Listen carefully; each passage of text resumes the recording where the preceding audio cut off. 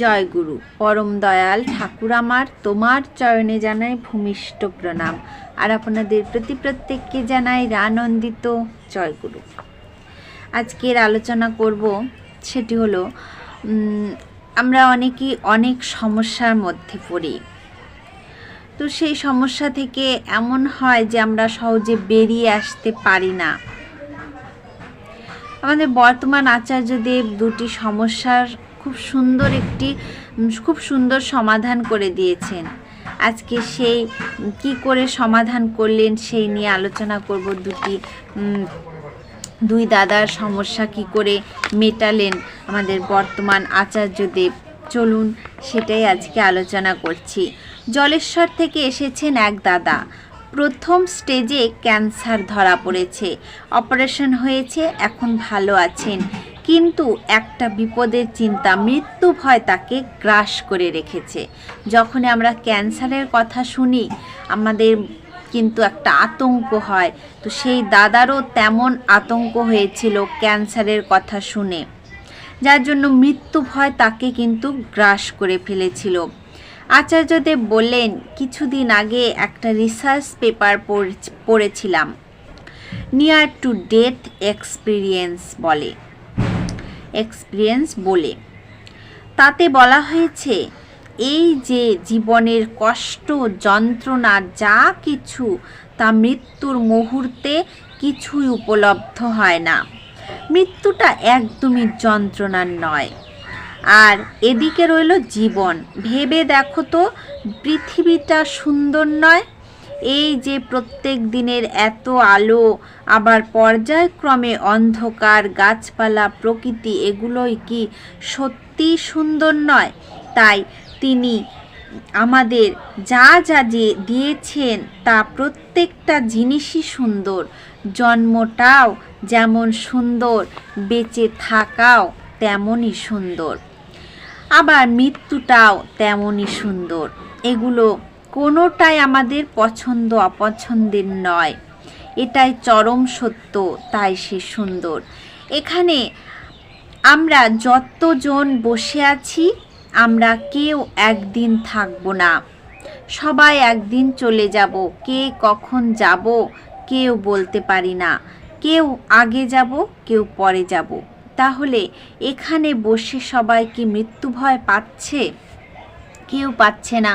তুমি ভয় পাচ্ছ, তাহলে মৃত্যুর আগেই তো তুমি ভয়ে মৃত হয়ে রয়েছ। তুমি ঠাকুর ধরেছ, ভয় পাবে কেন?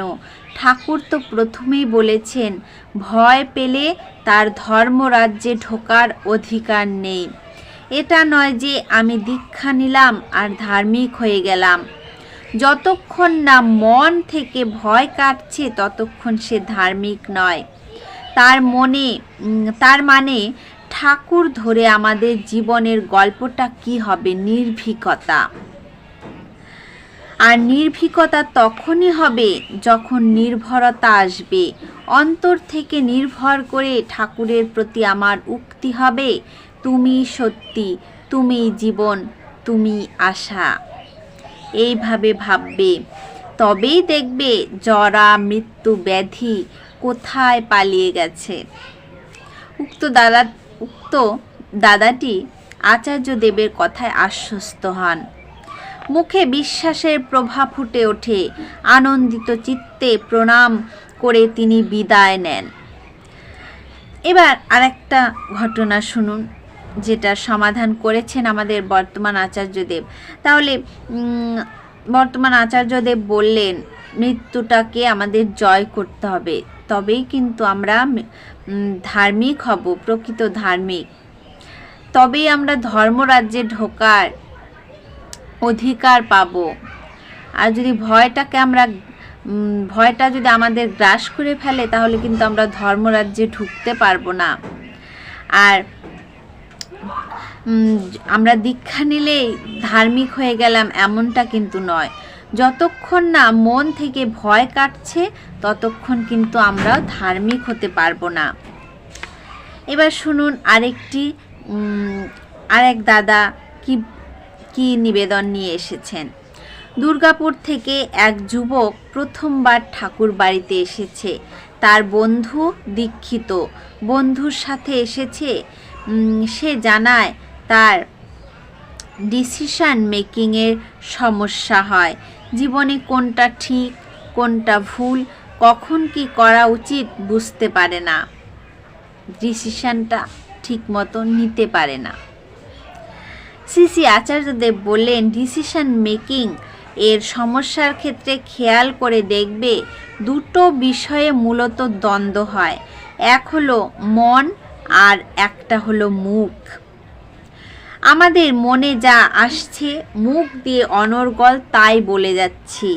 এখন বুঝতে হবে এই দুটো অর্গান হলো পরস্পর দ্বিচারী।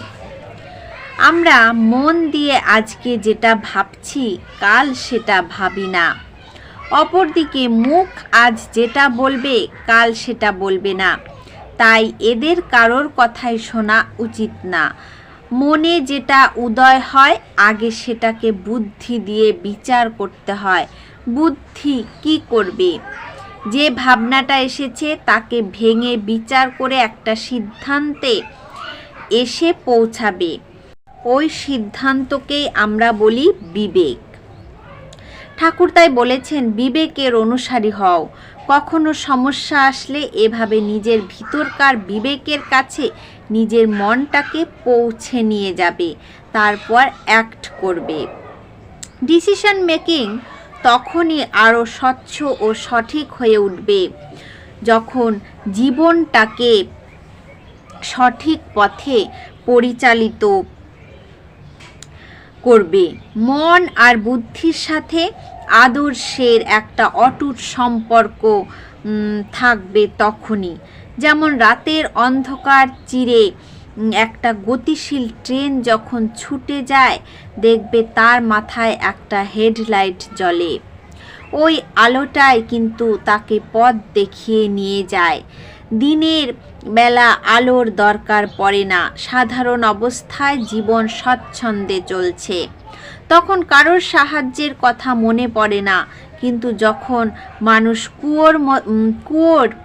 কুয়োয় পড়ে যায় তখনই এমন একটা হাত, এমন একটা দড়ি, এমন একটা সাহায্যের প্রয়োজন পড়ে যেটা ধরে আমরা উপরে উঠতে পারি। গুরুকে ধরলে কি হয়?